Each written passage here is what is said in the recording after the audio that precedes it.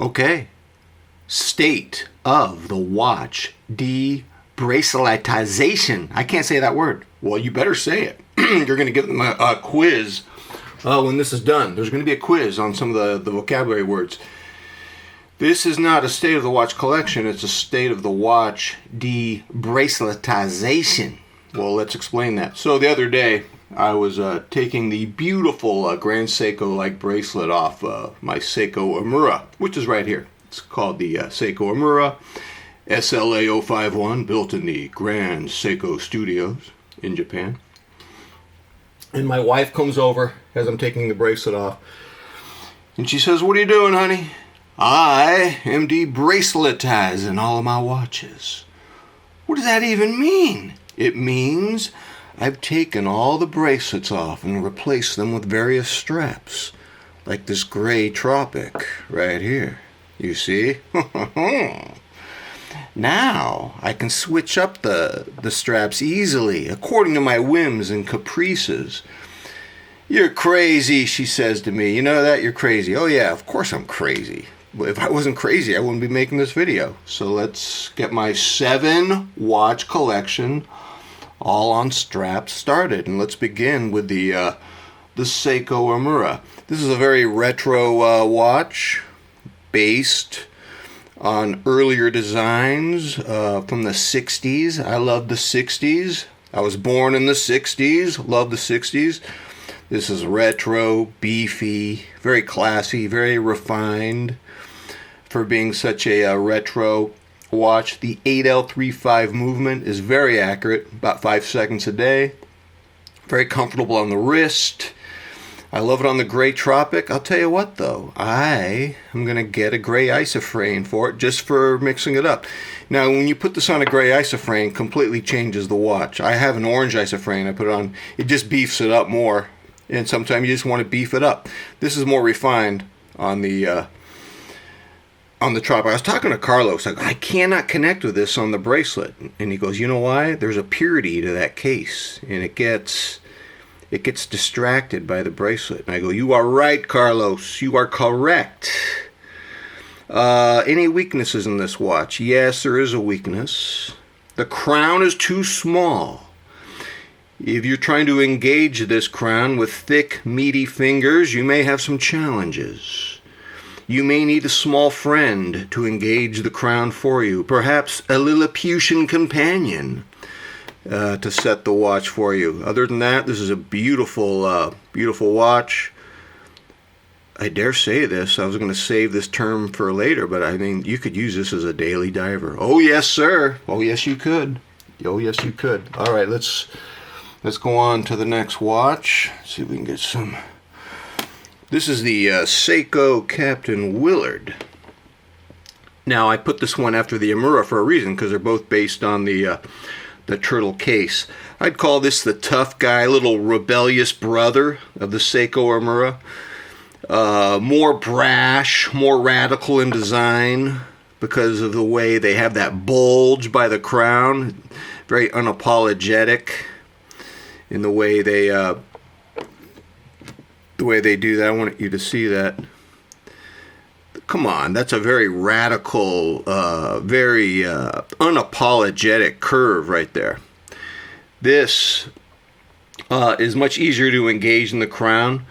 Does not have the accurate 8L35 movement, has a 6R35. You're going to lose, 40, 45 seconds a day on these. So if you are OCD with your accuracy, you may not want to have a collection of 6R35 mid-tier Seikos in your collection. You may just want to save and have an 8L35 movement and end the madness. You may just want to end the madness. That might not be for you.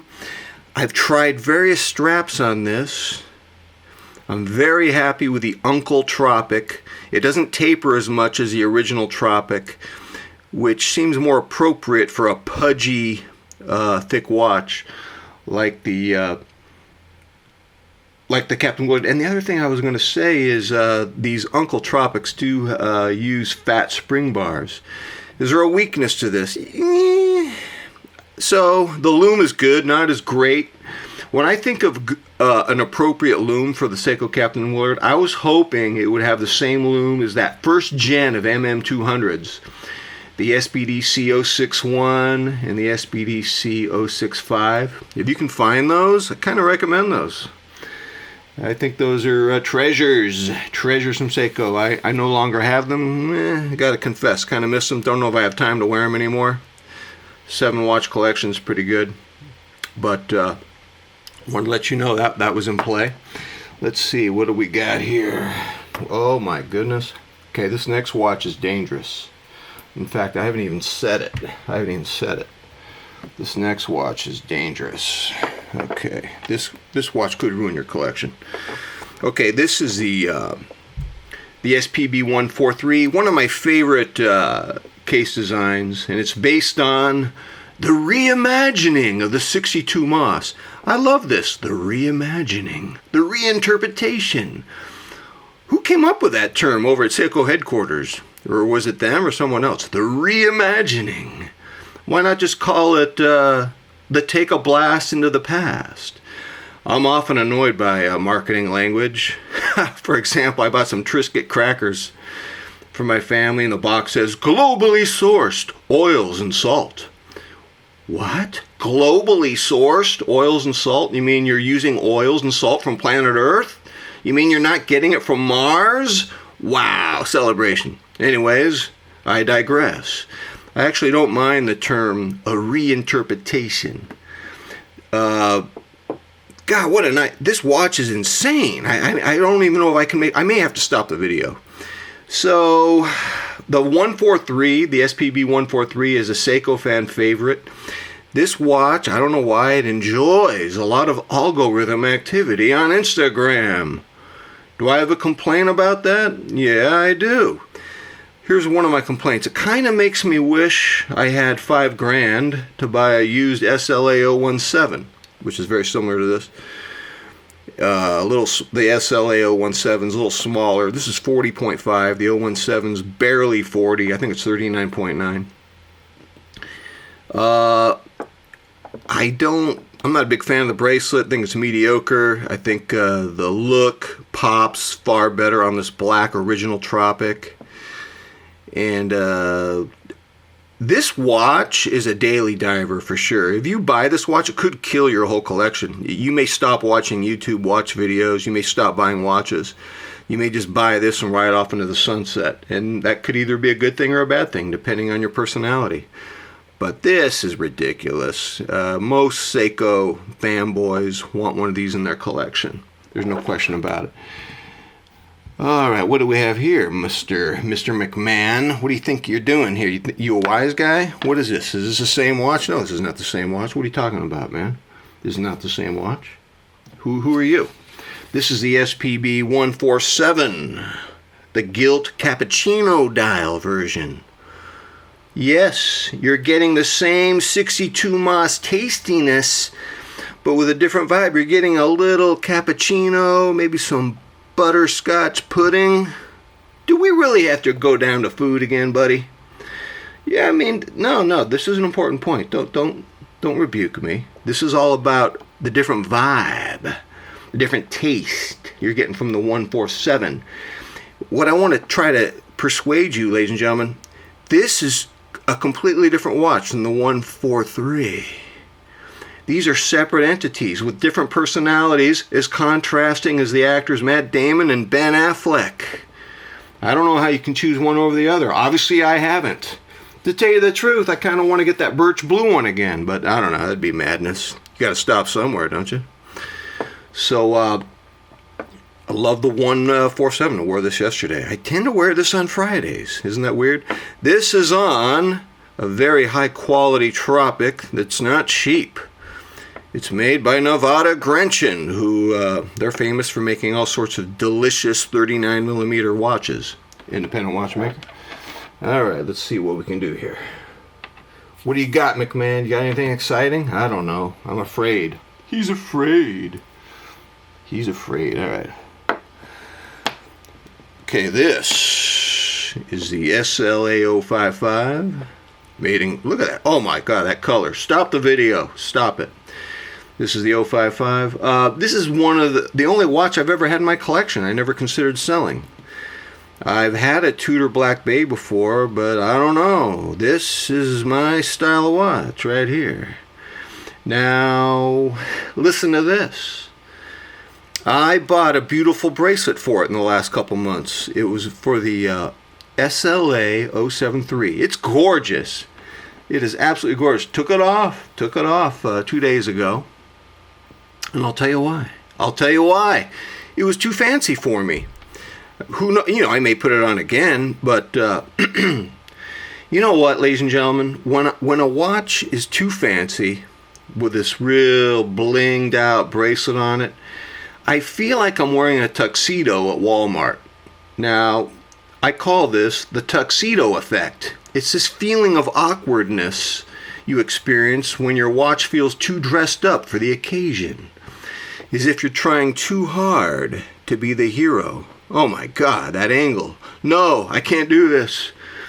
And I like to avoid the tuxedo effect at all costs. I aspire to the cozy slipper effect. Let's see, the cozy slipper effect. So that's what I feel like. I'm wearing this on a very soft FKM dive core strap. It feels cozy, like Archie Bunker slippers. Edith, there's lumps in my oatmeal. So you got... Come on, McMahon. You're losing your voice, dude. I can't do this. I can't do it anymore. I'm getting the Archie Bunker effect. I've got way too much of a soft strap on this, and if you wear this, you're going to start talking like Archie Bunker. Don't say I did. I would have done my little Archie Bunker impression, but I need some coffee for my morning voice. The morning voice. So, dive core. Okay, now we've got 2 more watches in this collection. Let's see what we got here. Ooh, look at this. Now, this is also on a dive core. Oh my God, seriously? You know what? You don't really appreciate the blue on the stock strap as much. You get more of a contrast with the black. Look at that. That's ridiculous. Oh my God. This has a special quality that even the 055 doesn't have, that I just showed you. I would call this the layer cake effect, or the 3D effect. When I stare at the 023, I feel like I'm getting lost in layers, descending deeper and deeper until I can't get out. To give you a childhood analogy, I have to harken back and reimagine, there's that term again, reimagine watching TV from my childhood. There was a show when I was a kid called Get Smart. And in the intro, the secret agent, Maxwell Smart, works in a top secret building. To get to his office, he must walk through a series of opening and closing elevator doors. And as he walks past one open door, it shuts behind him, and the next door opens, and it goes on and on. It's the amazing theme music. And I call this the Maxwell Smart, or the Get Smart effect. The show is called Get Smart. There's this sort of three-dimensional quality. I could stare at this watch when I'm wearing it and just sort of descending through the elevator doors like Maxwell Smart and Get Smart. Call this the Get Smart effect. And I'm warning you, if you buy a watch like this, there are a few 3D watches out there. I have 2 in my collection. This is the first one. When you have a watch that has the Get Smart effect, that 3D layer cake, you begin to hear a song called 99 by Toto. 99 was Maxwell Smart's love interest. And for some reason, an 80s band, Toto, wrote a song called 99. And I do hear that song when I wear this watch. And my wife says I need an intervention. All right, I have one other Oh, come on, McMahon. I have one other 3D layer cake watch. I have one more. This is another watch. You can just get lost staring at the 3D layer cake effect, descending through those elevator doors. This, my friends, is the Seiko Tuna. This is the Sapphire Edition, SBBN 049. This is a real fan favorite. It always has been, ever since Seiko made this tuna in 1975. It was mechanical in 75.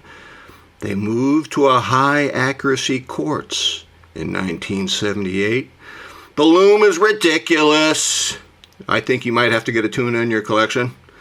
Doesn't wear as big as you think, especially on a strap. This is the OEM tuna strap for the Darth Vader that I bought on eBay. One of the best products I ever bought. Finish your coffee next time you do a State of the Watch collection, McMahon. Come on, get in the game, dude. Oh my God. This is insane. So why don't I wear this watch more often? I only wear it like once every 2 weeks. You know, every time I put this watch on, I go, why aren't you wearing this like every other day? This is ridiculous. And I'll tell you why. Because it's not mechanical. Now, my 6 previous watches I showed you were all mechanical. They're needy. They need attention. They're like little chicks in the nest. I need worms, Mom. Feed me, feed me, feed me. This isn't needy, man. This is like a Siamese or Burmese cat. Just sort of imperiously, it looks at you with indifference. Doesn't care if you wear it or not. It's nice, you know, it's nice to have one of these in your collection for that 3D effect. Start staring at it. So, that's my collection. It's time for our vocabulary review. We've covered the following terms. Make sure you take notes. There will be a quiz. De-Braceletization, Lilliputian reimagined, the tuxedo effect, the cozy slipper effect, the get smart effect. I want you to study assiduously and be prepared for the quiz on our next live video, because you are accountable for everything in my presentation. That is the true path. All right, ladies and gentlemen, final thoughts. I don't think I can go back to bracelets. Maybe I'll occasionally wear one for some kind of a formal situation. Maybe not. I don't know. I didn't will this state of the de-braceletization. It just sort of happened on its own. You know, when you're a watch enthusiast and a watch collector, the collection has a life of its own. In a way, you know, you think you control it, do you? I don't know. I'm not sure you really control it. It's kind of like a marriage. It kind of has a life of its own. You nurture it here, you do things there, you tweak this, you tweak that, but it's its own entity, man. That's been my experience. I've been bit by the watch bug since 2005. We're talking almost 20 years. And even as I make this video, I'm distracted by the beauty of the tuna. So I am incurable. I need an intervention. All right, ladies and gentlemen, tell me what you think. Until next time, I'm out.